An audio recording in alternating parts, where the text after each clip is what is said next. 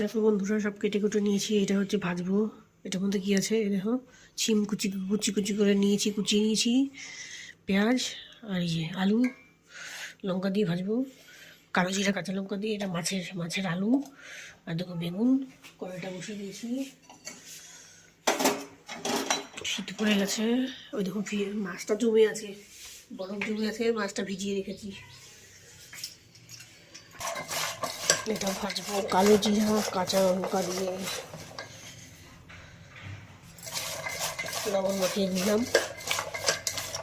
লবণ মাখিয়ে নিলে মজে যাবে, তাতেই ভাজা হয়ে যাবে।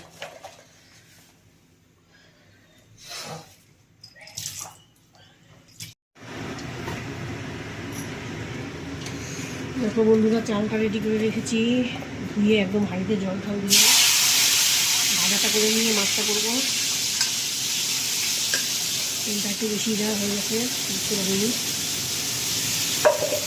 কাঁচা লঙ্কাটা দিয়ে দেবো। এটা দিয়ে ভাত রুটি দুটোই ভালো লাগে, ভাত দিয়েও ভালো লাগে, রুটি দিয়েও ভালো লাগে। এর জন্যই এরকম ভাজলাম। শুধু চিম চচ্চড়ি করলে ওটা আবার রুটি দিয়ে খাওয়া যায় না, আর এইভাবে ভাজলে করে ভাত রুটির দুটোই চলে যায়।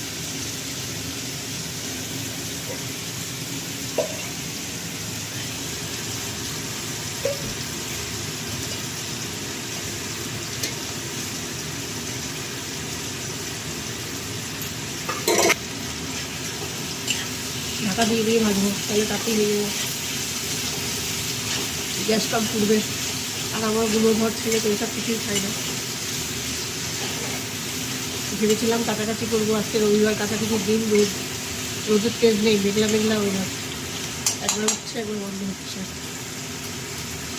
ওই জন্য আর কাটতে পারলাম না। আজকে রবিবার, আমি আজকে কাছি।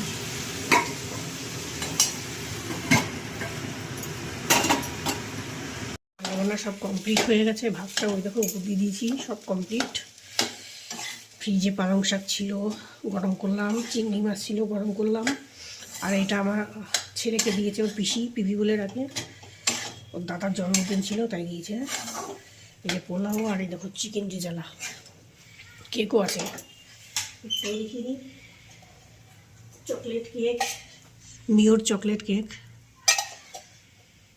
পোশাক ছিল, এটাও গরম করছি। চিংড়ি মাছ ছিল, এগুলো গরম করেছি সব। এরকম এই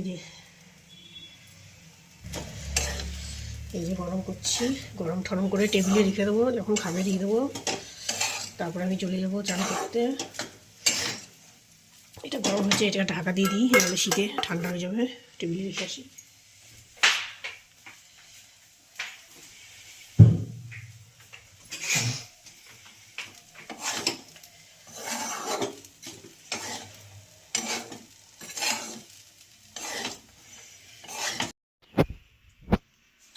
দেখো বন্ধুরা, সব তো রান্নাবান্না কমপ্লিট, এখনও অনেক কাজ বাকি। বাসন মাজবো, গ্যাস মুছবো, চান করবো। এখানেই শেষ করে দিচ্ছি ব্লগটা। সবাই ভালো থেকো, সুস্থ থেকো, টাটা।